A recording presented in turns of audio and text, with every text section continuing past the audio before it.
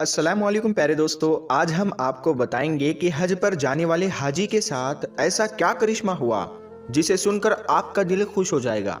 और प्यारे दोस्तों, अल्लाह ताला हम तमाम मुसलमानों को हलाल कमाई से हज करने की तौफीक अता फरमाए। और आप भी हज करना चाहते हैं तो इस वीडियो को एक लाइक करके कमेंट बॉक्स में आमीन जरूर लिखें। क्या पता किसका लिखा आमीन कब कबूल हो जाए। तो चलिए शुरू करते हैं।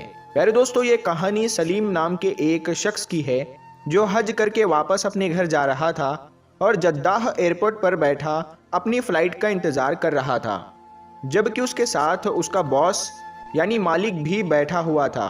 दोनों हज अदा करने के बाद वापस अपने मुल्क जाने वाले हाजियों में शामिल थे। अचानक सलीम के साथ बैठे उसके अस्पताल के मालिक यानी जहां पर सलीम काम किया करता था, उस अस्पताल के मालिक ने लंबी सांस ली। उसका नाम अब्दुल बासित था। उसने कहा, मैं एक बिजनेसमैन हूँ और अल्हम्दुलिल्लाह ये मेरा 10वां हज है। अल्लाह पाक का मेरे ऊपर बड़ा करम है और मैं ये समझता हूँ कि हर हज के बाद मुझे अल्लाह के ज्यादा करीब होने का मौका मिला है। अब्दुल बासित सलीम की तरफ देखने लगा, उसके जवाब का इंतजार करने लगा। उसकी बात सुनकर सलीम मुस्कुरा दिया और बोला, हाजी साहब, मेरे हज का किस्सा कुछ ज्यादा ही बड़ा है और मैं इसे बताकर आपका वक्त ज़ाया नहीं करना चाहता हूँ। ये सुनकर अब्दुल बासित हंसते हुए बोला, कोई बात नहीं, एक तो हम यहाँ इंतज़ार के सिवा कुछ और नहीं कर रहे और दूसरा यहाँ खाने की हर चीज़ बाहर से 20 गुना ज़्यादा महंगी है। बस एक सेब है फ्री में खाने को। ये सुनकर सलीम किसी सोच में गुम हो गया, जैसे वो फैसला नहीं कर पा रहा हो कि वो अपनी कहानी कहाँ से बताना शुरू करे। आखिरकार सलीम ने बोलना शुरू किया और कहा, हाजी साहब, मैं आपके प्राइवेट अस्पताल में थेरेपिस्ट हूँ। मैंने 30 साल तक अपनी तनख्वाह में से थोड़ी थोड़ी रकम बचाकर ये हज की तैयारी की है। इस साल हज पर जाने के लिए मेरे पास पूरे पैसे हो गए थे। सलीम आगे बताता है कि मैंने अस्पताल से अपने पैसे लिए और कमरे से बाहर आ गया।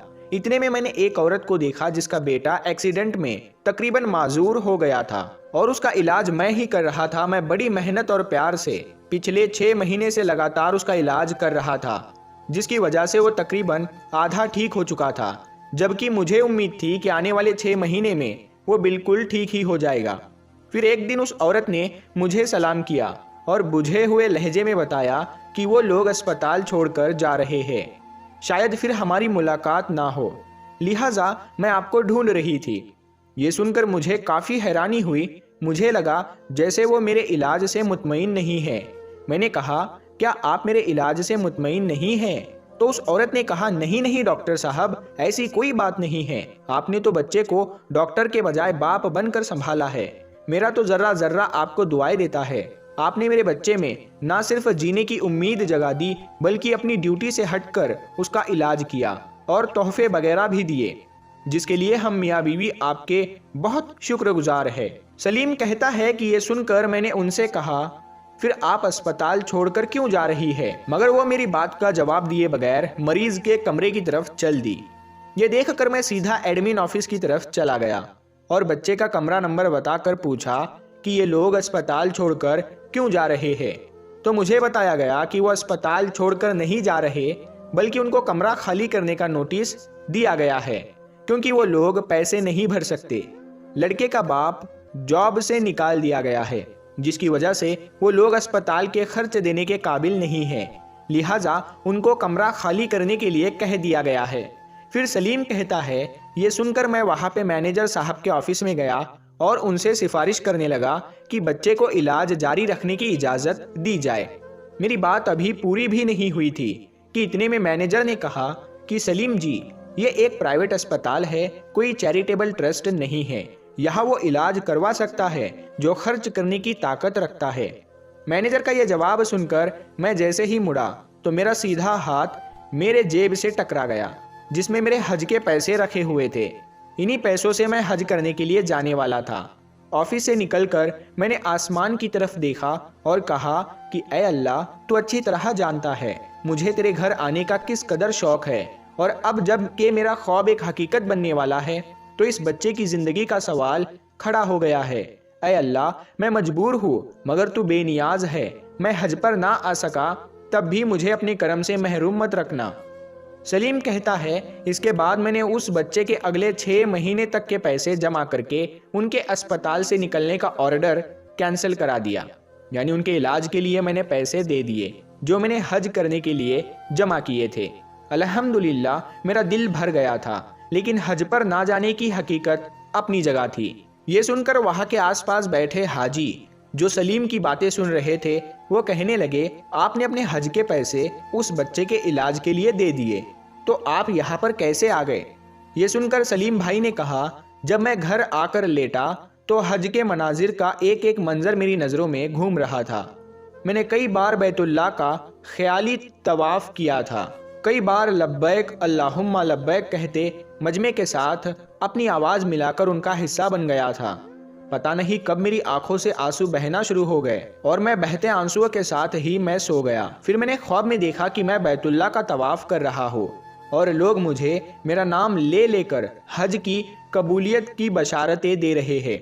जैसे वो कह रहे थे, ऐ सलीम, अल्लाह ने तेरा हज कबूल कर लिया, हमारे हज के कबूलियत के लिए भी तुम दुआ करो। सलीम कहता है, इसी कैफियत में मेरे फ़ोन की घंटी ने मुझे जगा दिया। फ़ोन पर अस्पताल का मैनेजर बात कर रहा था और वो कह रहा था कि अस्पताल का मालिक हज पर जा रहा है। वो अपने बॉडीगार्ड के बगैर कभी भी हज पर नहीं जाता, मगर इस बार उसका जो एक बॉडीगार्ड है उसकी बेटी शदीद बीमार हो गई है, तो अब वो हज पर नहीं जा पाएगा, लिहाजा आपको उनके बदले अस्पताल के मालिक अब्दुल बासित के साथ हज पर भेजने का फैसला किया गया है। तो आप अपने ज़रूरी कागजात अस्पताल के एडमिन ऑफिस में पहुंचा दे। प्यारे दोस्तों, सलीम कहता है, मैंने सबसे पहले तो शुक्राने के 2 नफिल अदा किए, फिर कागजात ऑफिस वालों के हवाले किए और यूं अल्लाह पाक ने मुझे अपने घर बुलाने का इंतजाम कर दिया। हज के बाद अस्पताल के मालिक ने मुझे मेरी खिदमत का मुआवजा देना चाहा तो मेरे आंसू निकल पड़े और मैंने उसको बताया कि उसने मुझे हज कराकर मुझ पर बहुत बड़ा एहसान किया है। मैंने जो भी खिदमत की है वो कुछ भी नहीं है, लिहाजा वे मुआवजे की बात ना करे। फिर सलीम ने अस्पताल के मालिक अब्दुल बासित को सारा वाक़या तफसील के साथ बता दिया, यानी उस बच्चे के बारे में और अपने बारे में बता दिया, जिस पर उसने मक्के से ही फ़ोन करके उस बच्चे के मुकम्मल इलाज होने तक अस्पताल में बिना पैसे लिए रखने के लिए कह दिया और उस औरत के शोहर को यानी बच्चे के बाप को अपनी एक फैक्ट्री में सुपरवाइजर की पोस्ट पर रख दिया और अस्पताल वालों को कहा कि सलीम के सारे पैसे उसे वापस करने के लिए कह दिया। प्यारे दोस्तों, ये वाकया सुनकर अब्दुल बासित की आंखों में आंसू जारी हो गए। उसने उठकर सलीम भाई को मुबारकबाद दी और कहने लगा कि आज मुझे लगता है कि मेरे 1000 हज भी तेरे इस एक हज के बराबर नहीं। उसने उसके इस तरह हज पर आने की तारीफ की और कहा, हाजी सलीम, अल्लाह पाक से मेरे हज की कबूलियत की भी दुआ कर दो, अल्लाह पाक तुम्हारे हज में बरकत दे। सुभान अल्लाह। दोस्तों, ये वीडियो देखकर यकीनन आपका दिल खुश हो गया होगा। हज एक फ़र्ज इबादत है और हज के दौरान हज के अरकानों, शर्तों, सुन्नतों और वाजिबातों को अदा करने के बाद हज की फजीलत कई और गुना बढ़ जाती है। हर मुसलमान की ये दिली ख्वाहिश होती है कि अल्लाह उसे एक ना एक दिन काबा शरीफ की जियारत के लिए बुलाए। हज़रत अली रज़ी अल्लाह ताला अन्हु फरमाते हैं कि नबी करीम सल्लल्लाहु ताला अलैहि वसल्लम ने फरमाया कि अगर किसी शख्स को अल्लाह ताला मालो दौलत, सेहत और तंदुरुस्ती अता की है और फिर भी वो हज को ना जाए तो वो यहूदी होकर मरे या फिर नसारा होकर मरे, इससे अल्लाह को कोई फ़र्क नहीं पड़ता। इस एक हदीस से आपको हज की अहमियत तो समझ में आ गई होगी कि हर चीज़ होने के बाद भी अगर हज ना किया जाए तो हम मुसलमान ही नहीं रहेंगे। हज में गुनाहों की माफ़ी होना, जहन्नम से निजात, दुआओं का कबूल होना, अल्लाह की रहमतें नाजिल होना, कारोबार में कामयाबी, रोज़ी रोटी में बरकत और अल्लाह की मेहरबानी हासिल होना शामिल है।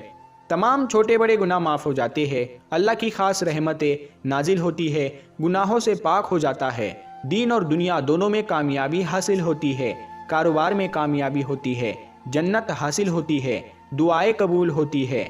जो लोग बिना किसी मतलब के सिर्फ अपने अल्लाह को राज़ी करने के मकसद से हज को आते हैं, वो अल्लाह के ख़ास मेहमान होते हैं और वो जो कुछ भी अल्लाह से मांगते हैं अल्लाह उन्हें दे देता है और उनकी दुआओं को कबूल फरमा लेता है।